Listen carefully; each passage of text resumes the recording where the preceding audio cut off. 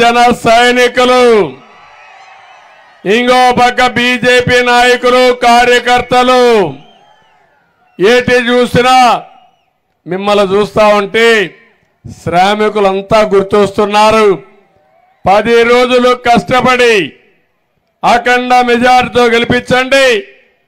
ఆ తర్వాత ఈ రాష్ట్ర భవిష్యత్తుని మార్చే బాధ్యత మేము తీసుకుంటామని మీ అందరికీ హామీ ఇస్తున్నా.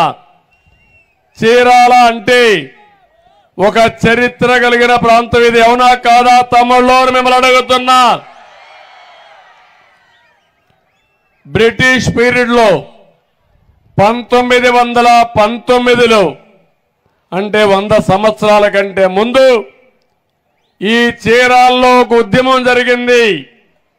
చీరాల పేరాల ఉద్యమం మనం పుస్తకాల్లో చదువుకున్నాం. ఆ రోజు బ్రిటిష్ వాళ్ళు ఈ చీరాల పేరాల కలిపి ఒక మున్సిపాలిటీ చేసి పన్నులు బాదుడు చేశారు.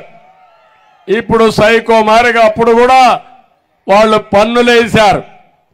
దానిపైన బ్రిటిష్ ప్రభుత్వం పైన వ్యతిరేకంగా దుగ్గిరాల గోపాలకృష్ణ నేతృత్వంలో పోరాటం చేశారు. ఊరే వదిలిపెట్టి వెళ్ళిపోయారు.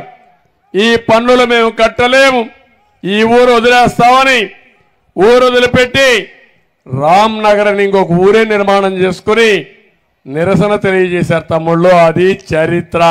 అవునా కాదా? ఎవరికైనా తెలిసిన వాళ్ళు ఉంటే ఇప్పుడు చెప్పండి.